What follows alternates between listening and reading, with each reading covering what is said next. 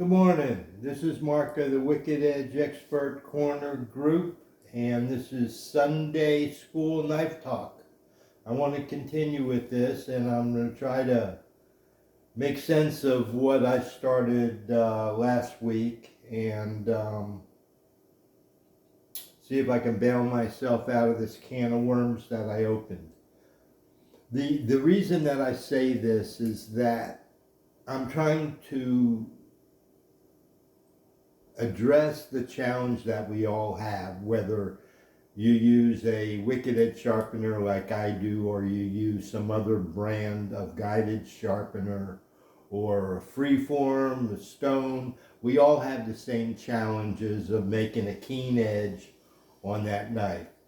The method I choose is a fixed angle sharpener called a Wicked Edge, and it has the same theoretical challenges that any sharpening method or device has.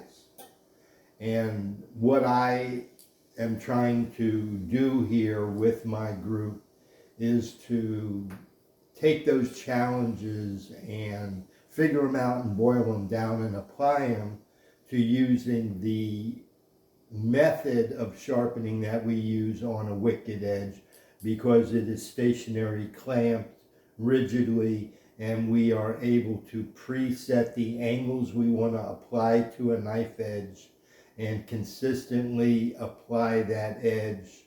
If due diligence is practiced, you can apply that same exact precise edge again and again and again into perpetuity.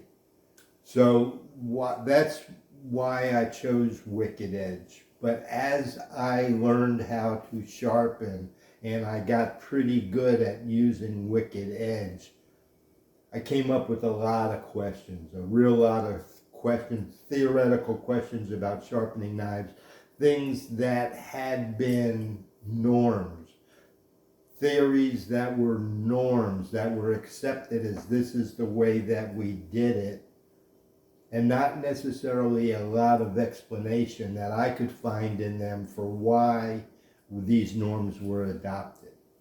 Now let me just step aside. I collect Japanese chef knives for the most part. And the reason is that when I started sharpening knives, I was using mostly German steel knives, Forstners, which then got bought out by Victorinox, which is Swiss Army knives, big company. And I started with rosewood handle Forstner knives that are made in Switzerland, Soligen steel, very nice knives. Most of them, not this one in particular, but most of the European, German, French knives that I had experience with had pummels. Here's a Hofritz, which is a German knife, and it has a pummel that this is down on the edge of the blade, so that limits how the blade contacts a cutting board. So eventually, as you sharpen the knife and it wears, you will have to deal with the pummel. And that becomes a challenge if you're sharpening with a Wicked Edge. It can be done, but it becomes a challenge, and that becomes something that you really want to do on a belt type of sander. So because of that situation, that limitation, this one is a Hofritz slicing knife, and I have here another example with the pummel. This one is a French knife, a Sabatier. This is a high carbon steel knife. It has a lot of patina. It's very old, very thin knife, very thin behind the edge.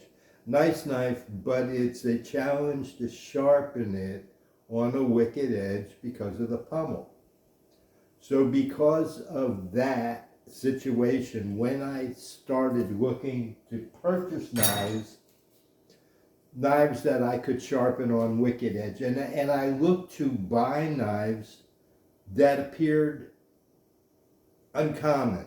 that appeared different than what I was used to sharpening. As I learned to sharpen with Wicked Edge, I started with a Pro Pack 2, which was a Wicked Edge 120 with the micro angle adjusters.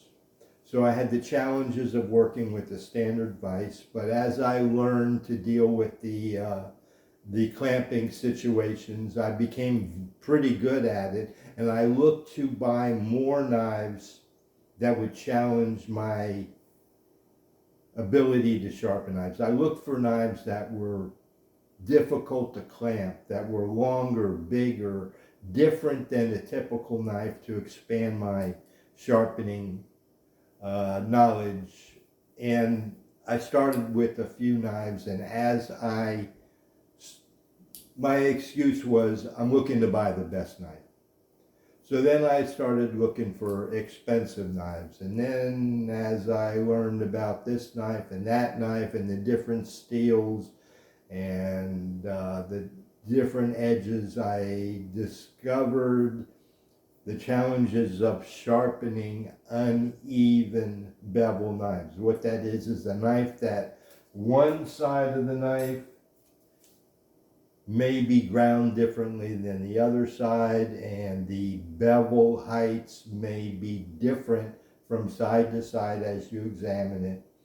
These things I came to learn exist pretty commonly, and they are ground that way to give that characteristic edge to that knife, so that knife as designed would cut better.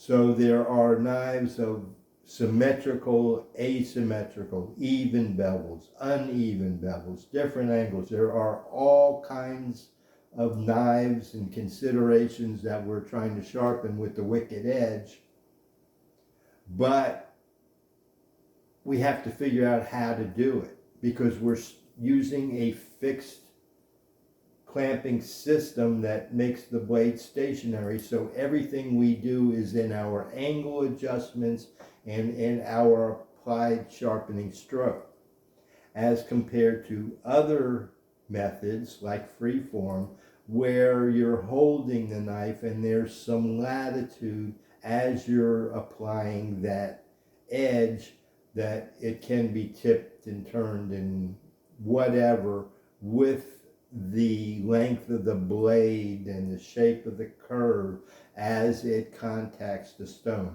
All that curving, and some guys start with a backward hook on the tip. All those things are built into the stroke. Even the Tormek users with their jigs and everything, there's a little twist. You band users, your 1x30s, 2x whatever, 2x60s, the 72 big grinder, beautiful machines, water cooled, all that, you still, even with your guides, there's a little bit there that is your contribution, that sharpener's artistic contribution, the way he does it. With the Wicked Edge, with it being stationary, it eliminates a lot of that. On the very tip and on the very heel, where your stone first contacts and last contacts, those areas may be a little more challenging. In the center, it's easier. But with Wicked Edge, what we're doing is we're picking a position and clamping it. And we're trying to choose that position, that height, that tilt, whatever. When we clamp it, we're looking to use that same position the entire sharpening session to complete that blade tip to heel in a fashion that we can clamp it again and do it again the same exact way. That in itself becomes a process of consistency, but it also becomes a challenge of a consistent method of clamping in order to use that consistent method of sharpening. And to complicate it more, you're using such a variety of knives to practice that consistent method that you use, you have to start to understand, looking at what you're sharpening and understand what it is that you're holding and what you're sharpening.